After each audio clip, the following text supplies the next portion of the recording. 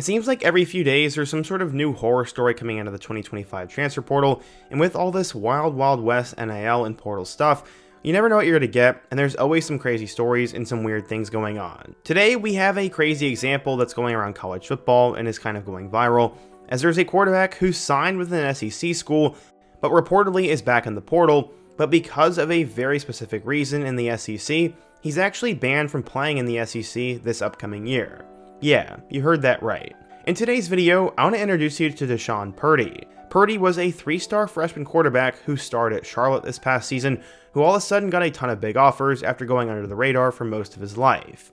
He decided to sign with Florida, thinking that he was going to have an opportunity to start for the Gators this upcoming fall, but once he realized DJ Lagway was probably going to be the guy, or maybe some other miscommunication behind the scene, he decided to pull out of the portal after already signing with the Gators.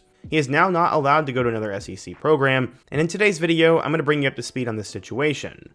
We're to talk about how Deshawn Purdie went from a 3-star recruit to all of a sudden one of the top quarterbacks in the portal, this whole saga with Florida and why he can't go to another SEC program, and then finally where I think he could end up. But before we get started, if you're a big fan of college football, be sure to subscribe to the channel, leave a like if you want to support today's video, and let me know what player, team, topic, or situation I can cover next. Now let's get started and talk about Deshawn Purdie. So going back in time, he ended up becoming a quarterback at a young age, and growing up on the East Coast, more specifically the Baltimore area, he always had a lot of potential, but football isn't exactly king around there. I mean, you expect most recruits to come out of Texas, the South, or maybe the Midwest, but not Baltimore, Maryland. Except that's where Deshawn Purdie was from. He'd eventually arrive at Milford Mill Academy High School and ended up putting up big numbers while he was a junior. He passed for 2,759 yards and 28 scores as a junior, and then he also chose the program he was going to go to. Biff Poggi was the legendary head coach who was the head man at the Charlotte 49ers the last couple of years, and he got his first verbal commitment of the 2024 class in Deshawn Purdie. That's pretty notable because if he was the first guy to commit, it meant that he was probably a hidden gem and that he was likely going to blow up later. A lot of times we end up seeing quarterbacks get a lot better offers if they wait, but if you commit early, it hurts you. At 6'4" and 205 pounds, he became the 4th all-time highest commitment for the Charlotte 49ers in the high school ranks. Honestly, good for them. He then ended up having another great season, as he led the team to a 13-0 record in a Class 2A state championship, and it became the program's first since 1987. He also held offers from a couple of other programs, including Maryland, James Madison, and Akron. Per his Twitter, he had also been on unofficials to Maryland, James Madison, Texas, and Texas A&M. One blog said, quote, "The thing to know about football recruiting is that the real recruitment starts once someone commits. Given Purdie's frame and arm talent, plus his on-the-field success, it won't be a surprise when, not if, more programs come calling on him before early signing day in December of 2023. And yeah, as I said, he was a part of the class of 2024. In his last 2 years there, he threw for over 4,500 yards and 45 touchdowns. And honestly, on paper, those are great numbers, and he probably could have been a Power 4 quarterback. I mean, he did have that Maryland offer, but ultimately he would stay loyal and stay with Charlotte. According to 24/7 Sports, Purdie was a 3-star recruit, the number 83 quarterback, and the 1,533rd best player in the class of 2024. So how would he end up doing at Charlotte? So yeah, from there, Purdie would arrive at Charlotte, but would not begin the year as the 49ers starting quarterback. He sat behind Max Brown, the Florida transfer, who started Charlotte's first 2 games. Purdie would then make his first career start in their 3rd game against Gardner-Webb, but would leave the game with an injury. From there, Ivy would start the following game against Indiana, but Purdie would play the remaining games for Charlotte, except for their one matchup with Navy. Against Rice, he got his first career win, as he came back in for Ivy and finished the game 10-of-15 for 183 yards and 2 touchdowns. In total this past year as a true freshman for the 49ers, he went 100-of-200 for 1,802 yards, 10 touchdowns, and 6 interceptions. Yeah, as you could tell, his completion percentage was absolutely horrible at 50%, but for a true freshman that's pretty dang good, and he was still getting his feet wet. Many believe that his ceiling was super high, and because of that, and what was going on at Charlotte, he'd enter the portal. The 49ers had 37 players leave the program via the portal, as the 49ers had fired head coach Biff Poggi after 10 games this year. Purdie decided to enter the 2025 transfer portal, and due to his pro-level size and raw arm strength, he was likely going to be a Power 4 transfer quarterback, as he was listed as the 35th overall quarterback in this year's portal and the 408th player overall. Except, things have been an interesting saga ever since he decided to do that.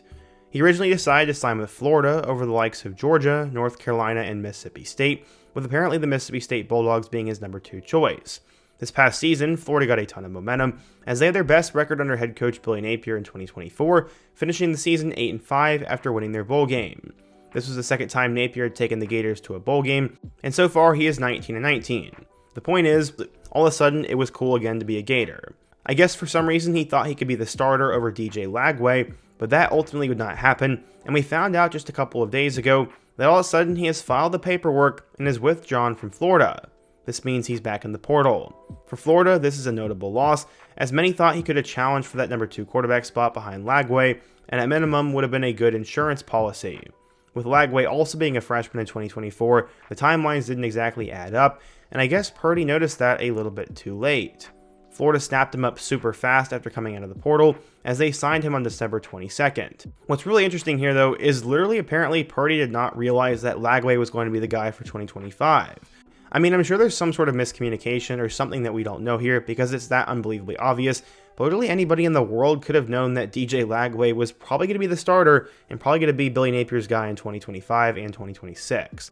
You can say what you want about Napier, but I do think he's probably a pretty honest guy and would not make false promises to someone. Even then, if he was, that'd be pretty dumb on Napier's end because it'd be pretty easy to see through. What's interesting about it all is a couple of weeks ago, Purdie said, quote, "I love Florida because of their coaching and their drive to be great. They have a good chip on their shoulder. The coaching staff and players, I love to see them work and how they came together, how they have fun at practice, and everyone came together as one. The staff is what sold me, but not just the coaches, but the director of player personnel and the recruiting department. There's just a lot of support, and I love to see that support in the building and the amount of respect they have for each other." So yeah, all of that is now out the window, as he is in the portal, which ends up making this a sticky situation. The title of today's video is the star transfer quarterback who cannot play in the SEC in 2025, and that is true. According to 24/7 Sports' Chris Hummer, quote, "Once a player signs a grant of aid with an SEC school, they're not allowed to be contacted by another SEC program, even while released." Now here's the kicker. I'm not quite sure how to take this news. Either 1, he can't be contacted until he enters the portal in April. 2, he actually can't be contacted by an SEC school and won't be able to play in 2025. Or 3, he's going to find some sort of loophole because of everything going on in college football right now. I keep scouring the internet and checking every possible article, but I truly cannot figure out what is going on with this ban and if it is really legit or not. It does seem that the entire media world is going and running with this story, and it would make sense that SEC schools cannot contact him, but I don't really know what's going on here, and I don't want to officially say he is banned from the SEC in 2025, but the odds are he's not going to end up there anyways. Well, at least maybe. The NCAA has struggled to enforce tampering rules, and pretty much everything they've said and done has been overturned, as we most recently saw with Diego Pavia and all the JUCO stuff, so Purdie could end up at an SEC school for many reasons, but I don't think that'll likely happen. In terms of his future options, it really comes down to me to 2 schools, one of which is actually an SEC program. There have been a couple spots listed for Purdie so far, with schools such as Syracuse and even West Virginia, but I think in my opinion it comes down to both Maryland and Georgia.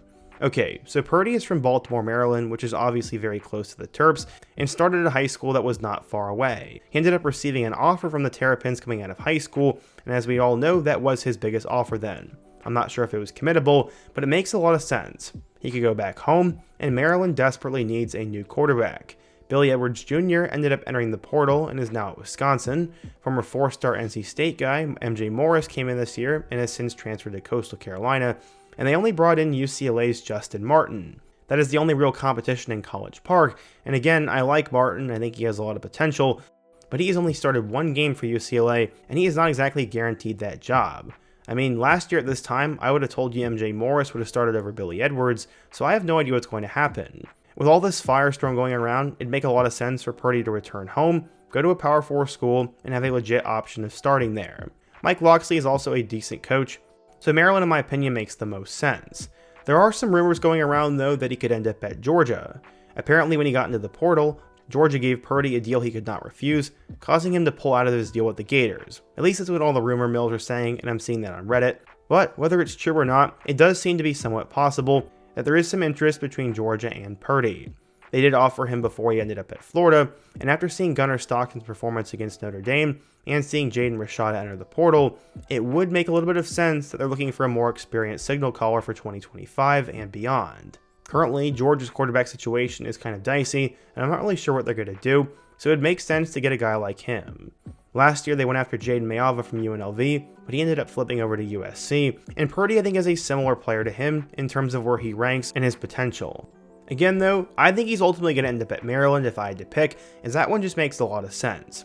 With this whole media situation, I'm sure he'll want to go home and be with family, close to friends and his memories. He'll also have an opportunity to go to a Power 4 school that needs a new quarterback. To me, it just makes too much sense, and even if he wanted to go to an SEC school, I just don't see it happening unless it's Georgia. Again, I don't know if those rumors are true, but if he is in fact banned from playing in the SEC in 2025, it wouldn't make a lot of sense for him to go there regardless. Again though, I literally have no idea. I've read probably 40 or 50 articles about this situation, and I cannot figure out if he's actually banned until the window opens up in April, if he's banned for the whole season, or if this is not even true to begin with. If you have some insight on this situation, please let me know down in the comment section below, and let me know what you guys think of the situation.